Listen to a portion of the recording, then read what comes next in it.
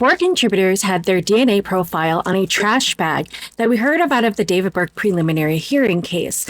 Now, there seems to be some confusion around that. I was somebody that was in the courtroom, and I'm going to actually show you exact proof from the transcripts to clarify what this meant. Welcome to the Light True Crime. If you haven't, please make sure that you're following me for more updates on this case and many others that I do cover. So let's talk about the trash bags. How many were there? Was there one? Was there more than one? It seemed confusing the way it was reported, so I'm going to help clarify this for you. This is how I want you to understand the situation. I want you to think of one trash bag. This trash bag, the first one I'm talking about, has brownish, reddish stained wipes in it, okay? Let's say this is trash bag A. I have now decided to go to my trash bags here. I'm going to grab another trash bag. And my new trash bag is going to be trash bag B. Now I'm going to take trash bag A and put it into trash bag B. It's a double bag situation. They are not separate. And this is how the DNA analysis is going to break down. So let me tell you about that. Let's talk about the inner layer trash bag first, trash bag A. The DNA that was found on this trash bag simply was related to the wipes that were found in the trash bag, which implied a cleanup.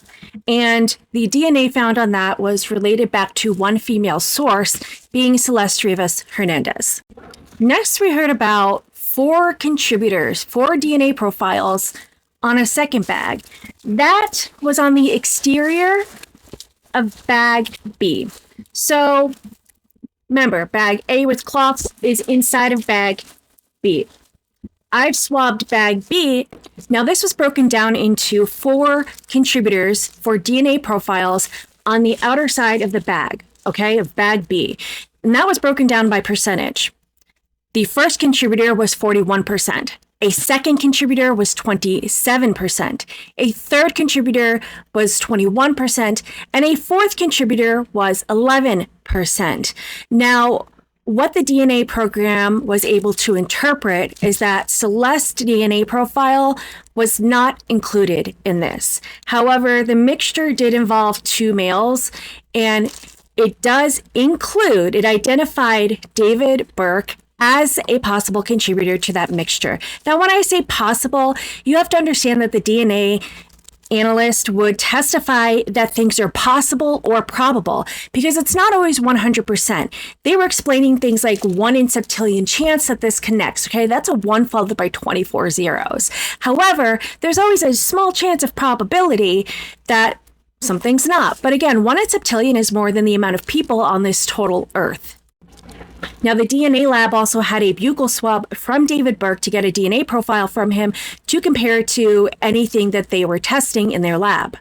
Now, this is something that came up on the cross-examination to go into deeper, almost like giving them more of, let's say, something for their side to show that, well, there's 4 possible contributors to a piece of evidence inside of this home, right? And the part of defense is to try to have reasonable doubt, poke holes in things. Even though we're not a trial right now, but you can see them start to show what possible defenses they might try to lay out here.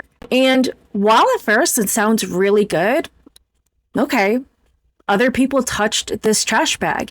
Here's where I think it falls short if we're being realistic.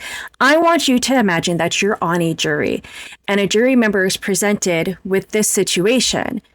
But then looking at it, this evidence sat in a garage from April, we'll say end of April, we can expect, right, at some point, until September, when September 17th is when the home on Doheny was raided and the investigation occurred.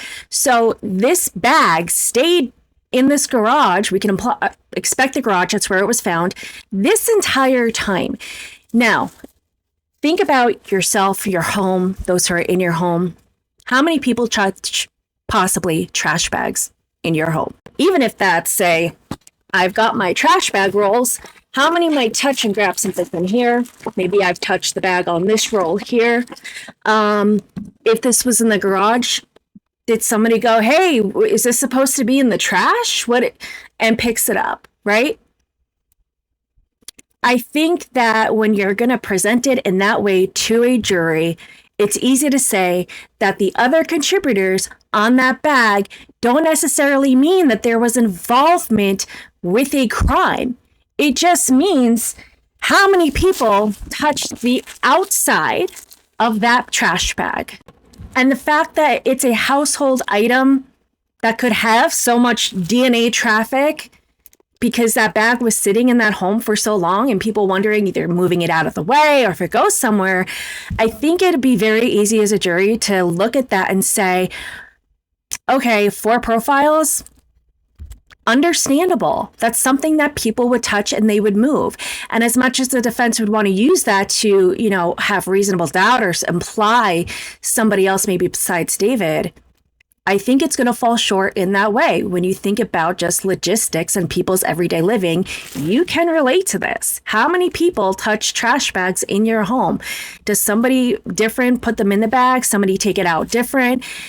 So many people could have touched the outside of a trash bag just to simply move it. So there, what sounded like an incredible headline breaking news of 4 DNA profiles were found on this trash bag. When you look at it as a whole, and as this whole double bag situation, they're not separate, it completely changes the context of everything going on. Now, they also were not able to say who was involved in these other DNA profiles, but I wanted to give you the whole picture of that situation of the trash bags, how many, and relation to the DNA profiles on them, where they were found from the swabs, because it's very different. And some of the facts of the case can be confusing when it's coming out in the news and we're getting little bits of pieces of everything. So I really hope that clarifies the whole trash bag and 4 DNA profile situation, just to understand it a little better. I would love to know if you are somebody who was sitting on the jury and you heard this testimony and then had an understanding of the DNA profile now, how the bags were situated. What would you think on it? What would your opinion be? Is this DNA profile having 4 different ones? Is that a home run for the defense? Or would you look at it and exclude it as not being that important in the situation, just due to what I just explained? It's possibly a high trafficked item that multiple people could have touched without even realizing it or recognizing what it was. Let me know your thoughts down below. I'm going to work to try to clear up some more things in this case, again, from somebody being in the courtroom and that has the notes and that has the transcripts to give you the facts to support that. Remember, what happens in the dark will always come to the light. And we have to remember that this case is about our victim here, Celeste Rivas Hernandez. Thank you so much for tuning in. Stay safe, stay healthy, and I will see you all in the next one.